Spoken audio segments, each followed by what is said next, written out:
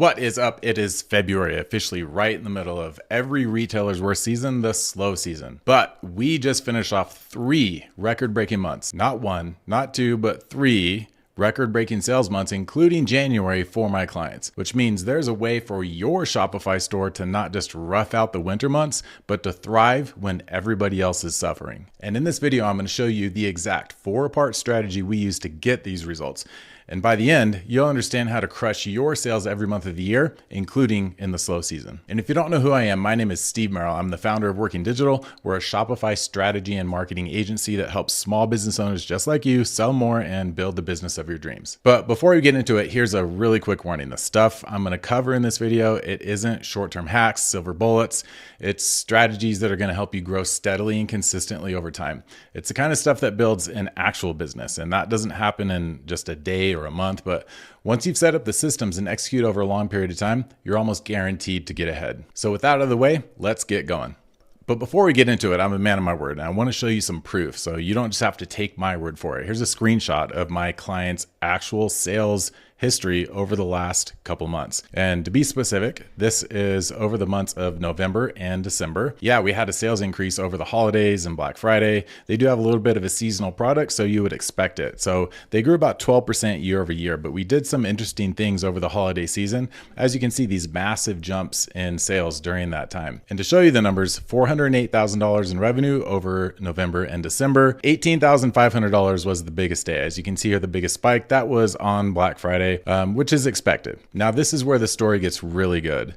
In January, typically the slowest month of the year for all retailers online or in brick and mortar, $195,000 in January. 51% growth year over year. Now that doesn't happen by luck. So I'm going to show you the key strategies that we implemented that made this happen. So here's a quick summary for you. If you're taking notes, now would be a good time just to watch instead of actually detailing these, because I'm going to go into detail on these in just a minute. So first, number 1, a disciplined sales approach. We approached having sales in a very strategic way instead of just using it when we wanted to generate cash. Number 2, product availability. We had to make sure that we had the actual products in stock that our customers wanted to buy during that time. Number 3, monthly product drops. This is a way for us to create momentum with our customers and keep them engaged over a long period of time. And number 4, a strategic sale launch. So we're not just launching a sale on a whim, and especially Black Friday, we started planning that months in advance, just like we do every sale that we run. So we carefully orchestrate sales every single time we run them to maximize our revenue. So strategy number 1, we have a disciplined approach to the way that we run sales. We don't just run them off the cuff or when we need to generate more money. Discounts can generate revenue, but they can also kill your business if you do them wrong. So we run no more than 3 major site-wide sales per year, big clearance sales or Black Friday events included. And you may have heard of Alex Hormozi. If not, you should look him up. He has something called the value equation. Well, I have something called the sales success formula. And it says that your percentage discount times the size of your audience times the days since your last sale equals your revenue increase when you do run a sale. And if you think about each one of those, the greater each one of those variables are, the larger the revenue increase when you do have a sale. So optimally, you'd want a really big discount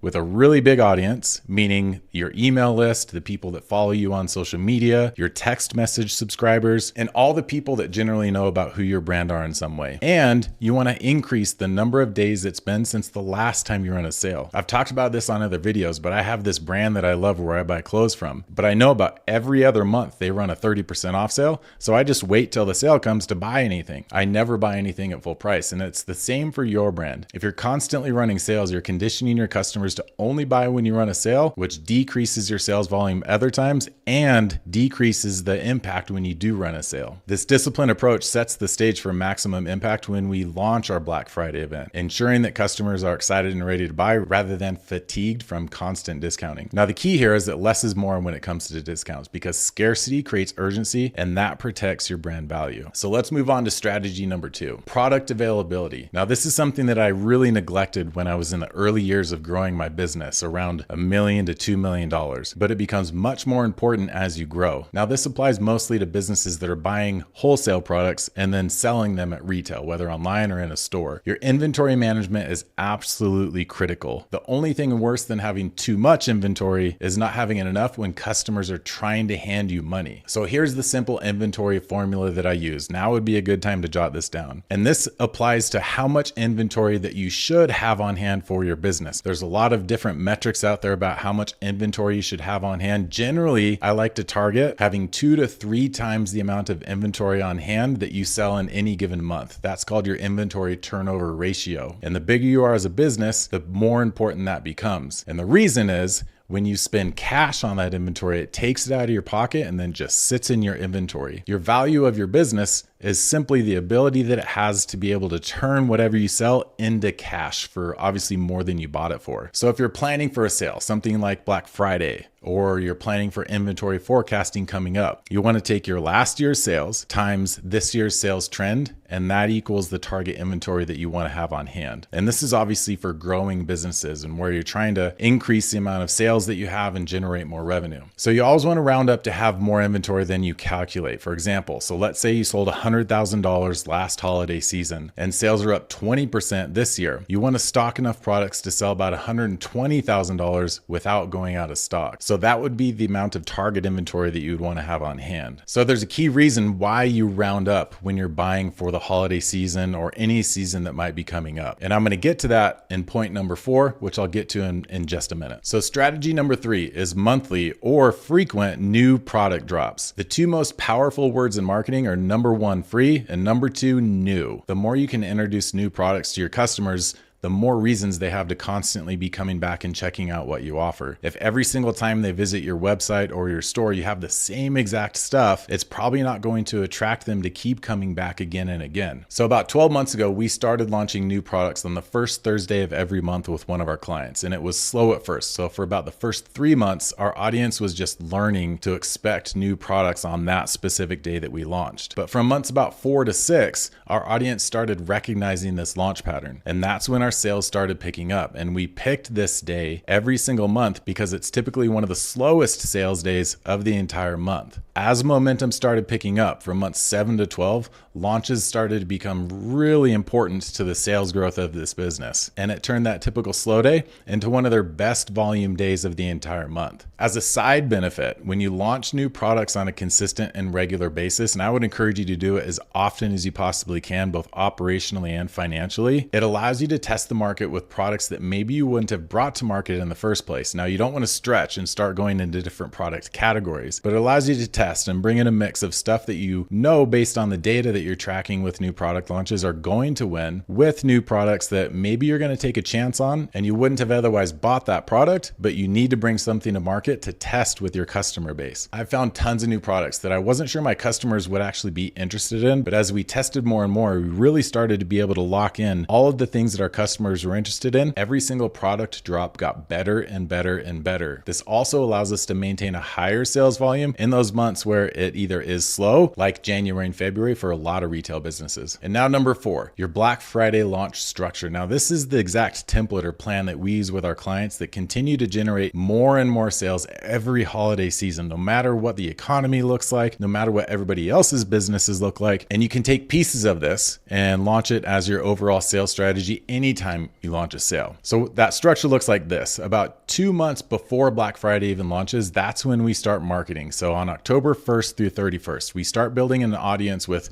lead ads on Meta, announcing that we're going to have the biggest sale of the year. This helps us grow our email lists and our text lists so we don't have to compete on the holidays when CPMs or cost to get in front of other people on Meta just goes through the roof because everybody else out there is advertising at the same time. At the end of October, the beginning of November, that's when we start launching our holiday sales. About 50% of shoppers spend their holiday budgets on gifts and presents for other people before Black Friday even comes around, but they reserve about 50% of that spending for that special time during the holidays where they know there's going to be a ton of sales. So we want to make sure that we're a part of that. So week 1 on November 1st through 7th, we launch one product or a small collection at a massive discount to start creating a momentum. This would be something like a doorbuster or something that you have in stock, deep in inventory, or maybe you buy something you think your customers would be really engaged with that you're going to sell through a ton of. Week 2, we do about the same exact thing, 8th through the 14th, a new offer just with different products and a similar discount structure. Now, week number 3, this is kind of the short week before Black Friday. It's typically your Monday through Wednesday. This is where we do our third reward offer with about the same exact structure as we did before. And now Black Friday, this is where it starts to get really good. And this is where strategy goes a really long way. During Black Friday week, number one, we launched new products at full price along with our sale items, but we have limited quantities around these new products that we're launching. What we do know about Black Friday is we're going to have a ton of new shoppers coming to our website looking for deals. And if we launch something new at full price, it allows us to increase the margins we're collecting when we do sell other stuff, because somebody's going to buy one of those doorbusters or heavily discounted items along with something that's new. Everything else typically will take and run a 20, 30, maybe even a 40% off site-wide sale. We do daily emails featuring new items from the sale every single day. We do text messages along with that, especially on the starting and ending days of the promotion. And we're running ads to our own audiences. Now, this is a key here because, like I talked about earlier, when we run those ads during October, we're getting all these people already signed up. And now, since we have that audience that we already own, we don't have to go use Facebook to let them find people for us that want to buy our stuff. We already know who's interested. So we take that list, we upload it to Meta, and those are all the people that we want to target, along with everybody already in your email list, everybody on your social media, and everybody that's been to your website and shopped in the past. And here's a big key. This is the one thing that you want to do differently than everybody else out there. So many retailers save up their budgets and say, I'm going to go through a ton of money and spend on Black Friday because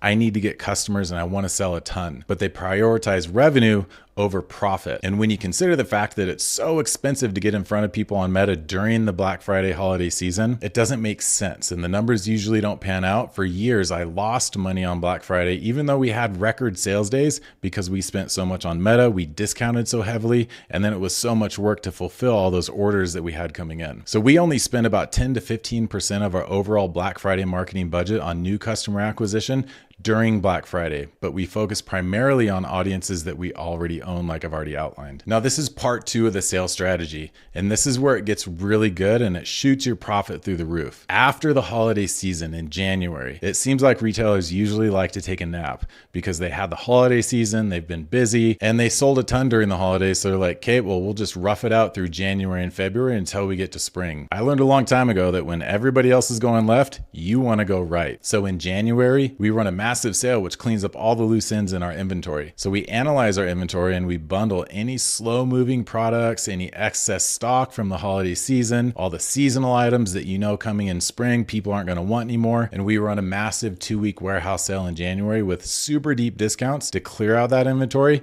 and turn it into cash. So again, we have a 2-week sale. We target our own lists again, and CPMs are much lower on Facebook ads during January, typically by about half of what you see during the holiday season just a month or two before. And this strategy, it never wears out. It's proven year after year. Every single year I do it, we project what we think we're going to sell and we just blow it away. And this also sets you up for long-term growth. Imagine where you could be, like where my clients are right now. It's beginning of February. They just sold through a ton of inventory. They have cash in the bank. They're not worried about how they're going to pay their bills. They're not worried about roughing it out through the slow season. They're in a great position coming into spring where they know sales are going to start picking up organically. So hopefully this hit home to you. This is one of those strategies that I developed growing my own brand from $0 to $10 million per year. And now I run Working Digital. It's my agency where we run strategy and execution of marketing for Shopify stores. If you need some help with your product launches, sales, Facebook ads, emails, I dropped a link in the description below so you can get in touch.